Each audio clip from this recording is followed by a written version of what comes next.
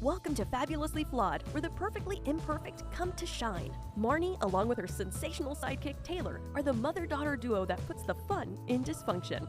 Every episode, we unpack the chaos of mental health while sprinkling in the sass of pop culture. We're here to share stories, laughs, and lessons that remind you to embrace your quirks and to never, ever let anyone dull your sparkle.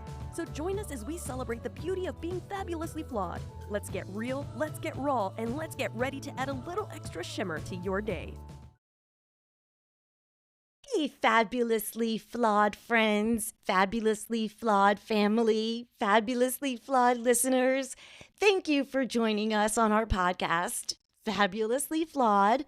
I am your host, Marni, and joining me, as always, my delicious, my delightful, my darling, my dazzling, dainty daughter Taylor. You guys just know I'm coming. You know what? I want to look at some more D adjectives and let's change it up a little bit. Okay, we could do that. That's I'm just a definite thinking, you know, D. like That's a definite. Because we always go, it's so funny, like something about the letter D, like Fabulously Flawed with 2 Ds. Our website is Fabulously Flawed with 3 Ds.com. So we're very into the Ds here. We just love the D. Okay, D words. Let's start thinking of some delicious ones. You didn't get my joke. The Ds. I said we love the D. Oh, okay.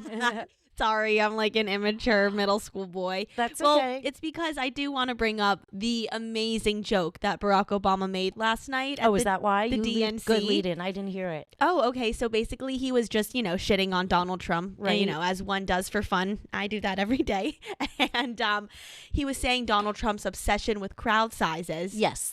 And as he was talking about the crowd sizes, he's motioning with his hands, like small, big, small, big. And you could obviously tell he was making a joke about penis size. Exactly. He has to make up for it somewhere. Exactly. Yeah, exactly. So it was just very, his comedic timing along with his professionalism and it was so nice seeing charisma. Michelle Barack and Barack the best. Seeing them on stage again. It was. Speeches were funny. No, like they were, and there's so many memes now, like Barack and Michelle practicing their speech backstage, and it's like people laughing. Well, like and it's just so fun. Even Hillary, when she was like, I think.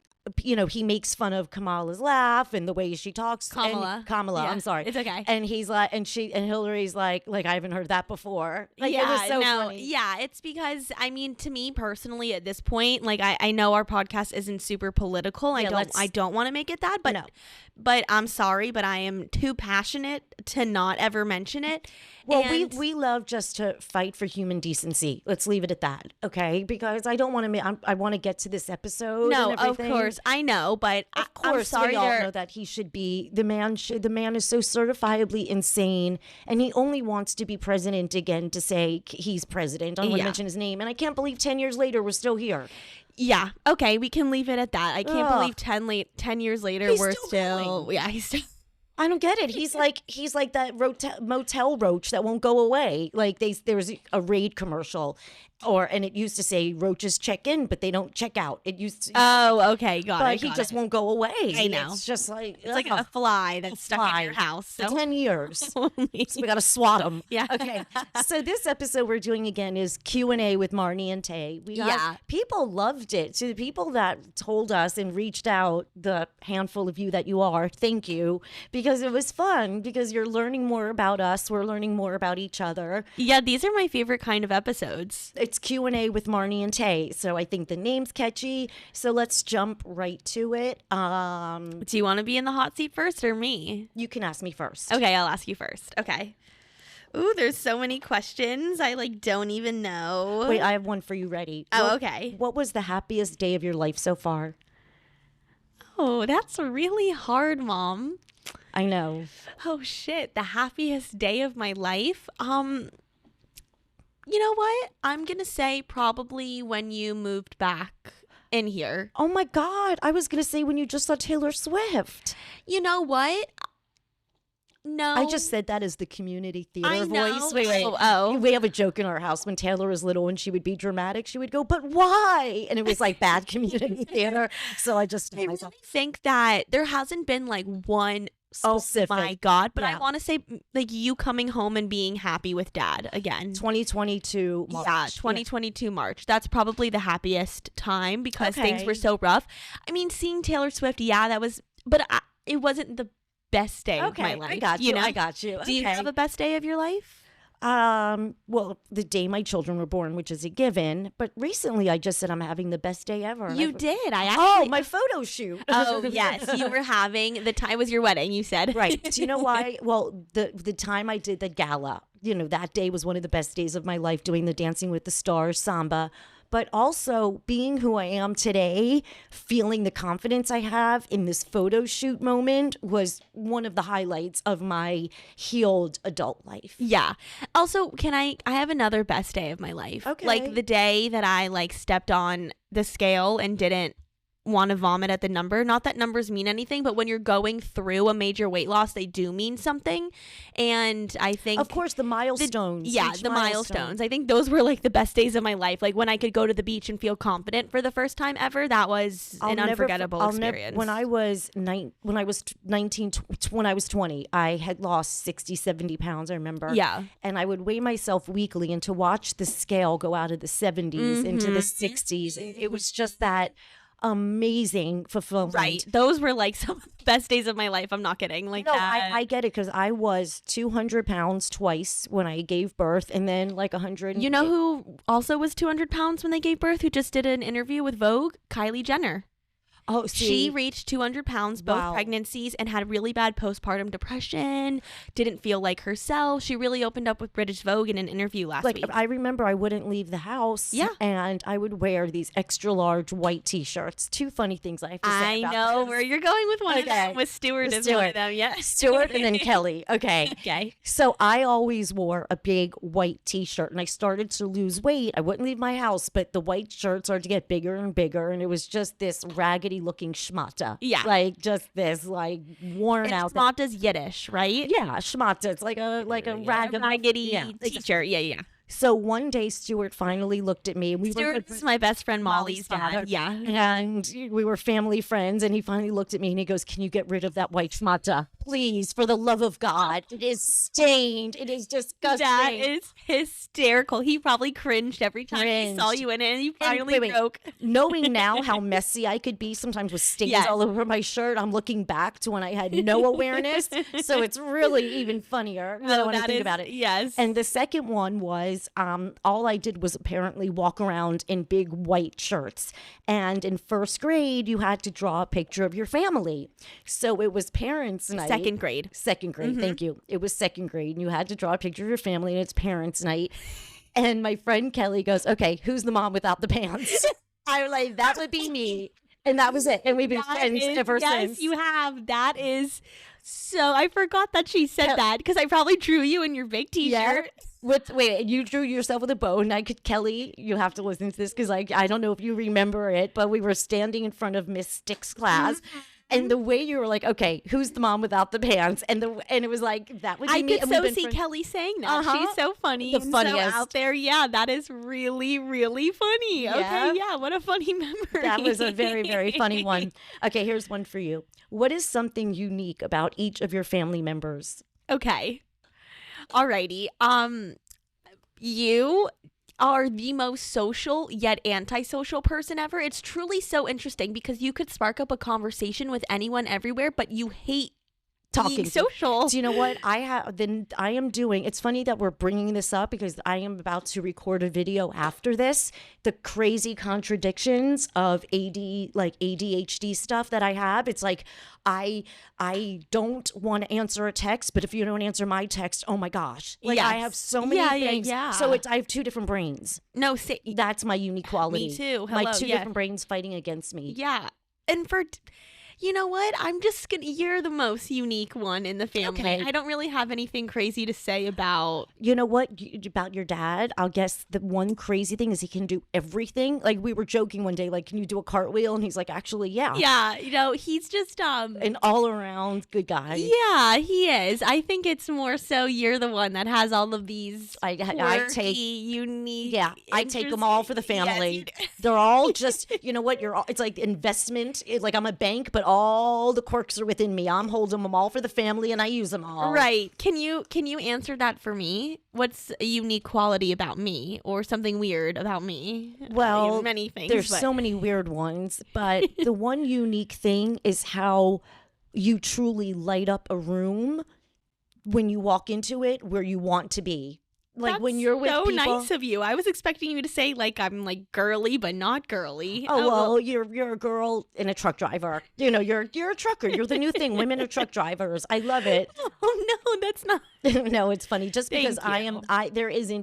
I never realized how girly I am. So girly. But yet I am so resourceful. Like I'm not like, I wouldn't like go not hiking or do anything that doesn't involve, or I can paint and do stuff, but I am girly. There isn't, just everything about me is so feminine, from nails to color to like bows, accessories. And there's just nothing boyish about me. I couldn't even dress like a boy for Halloween. It wouldn't work. I know. I'm more of the tomboy thing while being so girly. That's what I'm saying. It's like a weird combo. That's true. It's interesting because I remember, I hope I wasn't bitchy about it, in third grade for Halloween. I was Jack and Jill with my friend Andrea, the one who was in New York at the magazine. You were Jack and Jill? Yeah.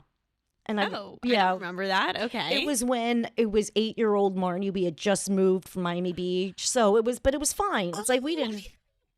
What? And Andrea Burchett. No, like you said in third grade. I thought you meant when I was in third. You know what? I'm sorry. I was thinking of 2008, not 78. That's okay, sweetheart. But again, Andrea gets a shout out in every episode. All right. I love her so much. The funniest thing about Andrea is I said to her, we were going to see Andy Cohen at the Palm, and she's my Bravo Leopardy go-to girl. So we went to it together.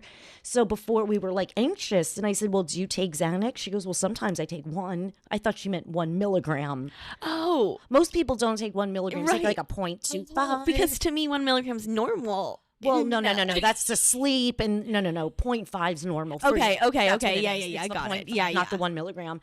So I had 1 milligram. So I gave Andrea this 1 milligram, and it kicked in. Oh, at no. Andy Cohen with her drinks. Oh no! Did she fall asleep? No, she was the cool one. Oh. I was the one that Andy Cohen rolled his eyes at. That's right. Right? She was so chill. Do you want to know how pitiful, like how silly we are? We all brought dog presents for Waka, his dog. Really? Mm-hmm. People were bringing presents for Waka. You know what? Because and this was what, like 2010? This was like his 2012-ish. Maybe. Okay, so this was like still the start-ish of the Housewife franchise. So everyone loved Andy Cohen. I could get why he had people bring. Do you know what's funny? His dog. He wrote a book, and he was doing memories of all his tour. And he said when he was in Miami, he couldn't wait to go to South Beach to meet this guy. And I was like, I can tell, because he wanted to rush out of there. Oh, I'm sure. I went through a little bit of a breakup with him because that insulted me. You know, it did. He was much nicer to Andrea in the picture afterwards. He leaned away from me and was much closer to her. Yes, I will say when he walked in the room, it was like walking down an aisle at a wedding because the seats were separate. And I did jump up to hug him. You know what? I would have done the same thing if one of my I was idols. so excited. It was like, Andy. I would have also freaked out. Like when I see my Dancing with the Stars people, I have to really restrain myself. I am like a dog. I'm like a sniffing dog when it comes to Bravo. We were on Lincoln Road, remember? And all of a sudden I'm like, is that Dina Manzo? I go, Dina Manzo. She was all the way probably on Alton Road. I know. And I tracked her down, and she's like, remember Lexi? I'm like, remember Lexi? I know this. So not my emotions. Wow, I remember that day vividly. She was in like a cute little white t-shirt, jeans, her hair. See, what's crazy about me is my emotions, for good and bad, can go over the top. Like that deserved a level 5, but I gave it a level 25. Dina Manzo, Andy Cohen, Teresa, all of them. But you know what? You should never change. Oh, that's who I am. You should never change, because you know what? There will be that celebrity that you meet one time that will be just as excited. Well, Dan Marino was super chill, which I love. Sitting on a plane with him. He's an icon. 6.5 hours sitting behind me, 3 rows to the left. I wouldn't be able to. Tay, when I thanked him, a fucking freak if I was on a plane and my person was on a plane. I'm in this vessel, and the lighting couldn't have been any better because it was mint jet blue. I know, so it was like blue. It was like a disco, like a nightclub vibe. I know exactly what you mean, yeah. So I'm like, okay, I don't want to say anything to him about football, his foundation. Yeah. So on the plane, I went up to him, you know, and I just said, thank you for everything you do, blah, blah, blah.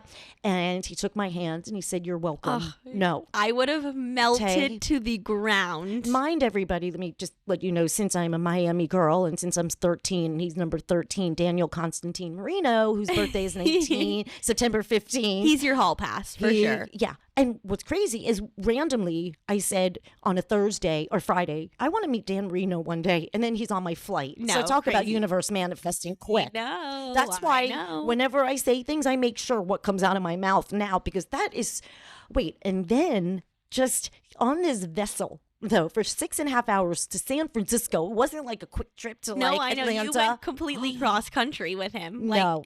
Florida to California. And then the separate area for the luggage. When have we ever had a separate area for like mint? They take you in Never. another room like we were celebrities. or I've something. even flown, first class, business class. It's all the same luggage Nope. area. No. So now there's like 11 of us trying to make small talk. So thank goodness my friend Mitch, he's our family friend. He was my wingman. He started to bring up things that we knew Dan Marino would hear in ears. So now he comes over to start talking. Now I'm just in shock because this is somebody I have my whole life. I used to remember the picture by my bed, an 8x10 of him. No, you Yes. are the biggest Dan Marino fan, and you got your picture with him. You said, my son will kill me if I don't take a picture. Well, what happened was, now you hear the luggage coming. You hear, and I knew, crap, this is my only moment. So I go, my son's not going to believe that I'm here with you. Can we take a quick picture? And thank you, Mitch. 1, 2, 3, boom. Yep. Was And- he so tall in person, Dan Marino? Oh my God, wait, I love how I put my purse down and it looks like we're a couple. It was like, I'll never get over it. He was just this, oh my God, his little curly hair through his helmet. Like I became 13 again. I know, Really, good. that I'm was one of really- the best days, I would say. Yeah, that's really, really awesome. Being Yeah. on a plane for 6 hours with your celebrity crush. I mean, No, I'll never get over it. that's like me with Alan from Dancing with the Stars. Seriously, if he was like behind me on a plane, I wouldn't be able to be cool. I'd be like Kristen Wiig in Bridesmaids. Right. The flight attendant would have to Keep going back. But you know what's so cool? kick me out. And then when he was waiting in line, standing up waiting in line to use the bathroom, it would happen to be like right by my aisle. And I'm trying not to look at him and be obvious, but I'm sitting here going, how am I I know. in this vessel? Was Dad really into it? But it was like, come on. He didn't want to admit it, but you're sitting on a plane. I know. Friggin' Dan and Marino. my dad is a huge, huge football fan. So I Mitch would was in the imagine- aisle with his little mint socks talking to him. So, okay, you want Okay, is it yeah. my turn no, or your no, turn? it's my turn to ask you, but okay. Okay. What's the best piece of advice you've ever been given? That someone's told you. Well- Because you're usually the advice giver. So And I learned my advice pretty much myself, but I was a little girl. I will say my grandmother and my mother taught me every knock is a boost. So Okay. anytime anyone insults you, they're complimenting you because they're talking about you. They can't talk about themselves. So I've always known at a very early age, every knock is a boost. okay, yeah. So I guess that was my first one. I wasn't expecting you to say that, and it came to your mind quickly, so it's obviously stuck with you. Okay. Thank you, Bubby. Yeah. Thanks, Okay. Bubby. Now, okay, here's a good one. Bubby's dead, by the way, but we're thanking her in heaven. She's always with me. So when is a failure a success? When you learn from it. Exactly. That was I was quick with that one. Well, yeah, because a lot of people think, oh crap. I mean, failure is continuing. There's a commercial on in the background right now, and it's a DOGFOOD. I'm spelling it like he can hear. So if he barks in a second, he's just watching little Zook eat his food. Okay, Oh, that's so cute. I just wanted to give a heads up before he starts. I know, but I think we're in the clear. Do you know, people make a mistake and they think that's it, I'm done. And it's like, no, you take what you learned and you keep going. Oh my God, I have, and I'm living through, like I am making mistakes real time. in real time. Literally these past like few months, I make mistakes and I learn from them, and I truly am learning from them. And I feel like my quality of life is getting better. Yeah, no, absolutely. You're evolving. No, You're- I am. And it's joking, but it's not, that my frontal lobe is developing. They say by 25 years old, your frontal lobe is developed, and I'm a few months away. So my poor I frontal feel, lobe never had a chance. I don't even know if my frontal lobe is open. I don't know, like. No, believe it or not, Mom, your frontal lobe is developed. You are Oh, wise. my poor. While you are mentally ill, you are still wise.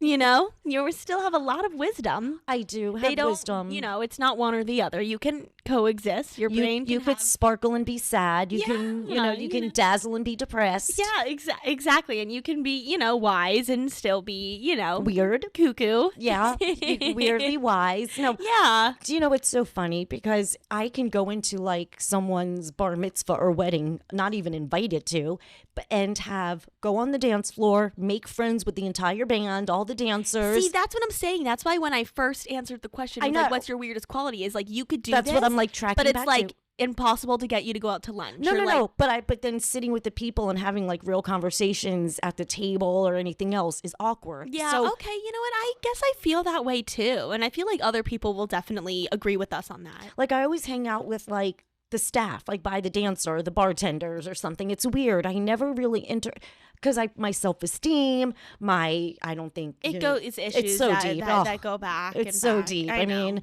to start peeling off those layers, we'll be here until 2027. I know. Like, 2028 maybe even. Exactly. Yeah. Wait, is it my turn or your turn? It's your turn. Ask me. Okay. Oh, actually no, I don't even know. You go ahead. Okay, well, I know that it's a mother and daughter thing, and these are random pod deck questions that we're asking each other, but this keeps the same theme.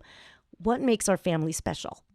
And I don't mean special by my special needs. Oh, that's funny. I think just how close we are. How close we are. We hang out every day, all the time. We share most things. There's still some things about my life you'll never ever know. Oh, thank God. Thank God. But for the most part, I think it's how open we are with each other and how we're not afraid to communicate anymore. Like Took we're a long just time. Noah's in his own, teenage boy world, but the three of us, you, me, and Dad, were very close. I have a very close relationship with you guys. And do you know what I love about that, Tay? My emotions and my personality is pretty much the same as when I was 28 years old. Is that why we get along so well? Because I'm not finished yet. Oh, okay. Sorry. But it's okay. So when it was just Daddy and I, and now it's just the same Marni and personality, like when I'm with Daddy, but now you're our friend. So it's just the coolest thing. No, it is. As I've gotten older, it's been... You can understand funny stories. Yes. And it's like, I wish I could have called you when I first met Daddy. I know. Like, we would have been such good friends. So that's why now it's, it's okay. Now we're friends and for the rest of our life. Can I just talk about how smart our dog is? He always knows the timing of our episodes because he brings his bone over to the little pink carpet. No, when he knows it's getting like towards the end. We're not. We're almost, but it's just so funny how smart and aware he is. No, it's crazy. We're nearing. We still have a few 5 to 7 minutes left, but that's crazy. No, that he kind of senses it exactly. He knows. Okay, wait. I have one for you. If you could be any animal, we already did this one: the kangaroo or koala. No, we were just talking about Mark. No. Didn't I ask you if you could be an animal? Oh, yes, and I think I said a koala. You're right. And if Bree was a koala, I'd never leave her pouch. Yeah. I would. Kangaroo. Yeah. You'd be her little Joey. She'd be Cosmo. Yep, kangaroo Cosmo kangaroo, and I would get in that little pouch. Yes. We'd all be in her pouch. I know. You wouldn't be able to move because we'd all be fighting. I want to be in the pouch. It's my turn to be in the pouch. You get a pouch, and you get to be in the pouch. So funny. Oh, wait, here's one. What do you worry about the most? Well, I mean, you're not going to love this answer, but it's the truth. Finding love. Okay, that's okay. But, I mean, I'm allowed to. I'm going to be 25 and no, of course, Hershey's just, here to talk about everything. He wants me to find love too. Thanks, Hershey. You know what he's saying? I'm your love. You're right. He's saying you have me. I think, that's what I worry most about. And just honestly being happy in my future. Like, I just want to live a happy life. Like, I just manifest happiness for myself all the time. I don't necessarily care where that happiness comes from, but I just want to be happy. I'm glad I've saved years off your life to understand what happiness is, where not to let your happiness die, how to keep happiness alive, where to find. It's all in our control and everything. And I know that it totally does not just come from, romantic love. It comes from all aspects of life. Self-gratification. Like I do this word puzzle and I'm against myself. So I'm on level 472 out of 1,000. Oh my God, you're already on 472? Yeah, I know. I'm addicted to it. Holy shit, I know. Every time I see your phone, like when you're chilling and I look at your phone, it has the word thing on it. The word thing, or the Little House on the Prairie. Oh yeah, Mom, or Pa that, in the background. or the sugar-coated sisters. Well, my new favorite thing today, I found a Facebook group of Little House on the Prairie fans, like 300,000 people. Oh my god! Because we all but everybody laughs about. Do you notice whenever it rains, it can't just rain; it has to be the person who loves the thunder sound. Oh yeah, and everything's so like, how did they actually let these things happen? And it's funny when you think about it now. But little Shannon Doherty was on it, so brilliant. Oh, rest in peace. That was a sad death, really, because she was such a fighter for so long, and her story was so public. Don't call me on a Wednesday night in the 90s during 8 9. I was watching No. Dun, dun. So anyway, I'm going to leave it on that fun note. So because everybody loves 90210. So I want to remind everybody our store on Etsy. That's where I take it away. You can go on Google your browser and search Fabulously Flawed with 2ds.net. That'll take you right to Etsy, or just go on Etsy directly and search Fabulously Flawed with 2ds. We're the little cute pink icon. And check out our website, Fabulously Flawed with 3ds.com. Yep. And we have resources, blogs, there are videos. You can book a consult with me. I can talk to you. I could talk to your group. I could talk to your business. I could talk to anybody. Yes. Sorry, my throat's been a little scratchy today. We could bring the podcast to you. So keep in touch, guys. Yeah, on any social media platform. And on that note, guys, never let anyone dull your sparkle. Never let anyone burst your bubble. Have the most amazing day and fill it with love and peace. Yes, it's almost the weekend. Guys. We love you. Bye. Thank you for tuning in to Fabulously Flawed. Remember, every Tuesday and Thursday, it's your time to join Marni and Taylor, the mother-daughter duo that's redefining family time with a twist, putting the fun in dysfunction, one episode at a time. Craving more? Visit us at fabulouslyflawed.com. And don't miss out on the feel-good vibes with our exclusive merch at fabulouslyflawed.net. That's with 2 Ds on Etsy. Keep your sparkles shining and spread that fabulous energy.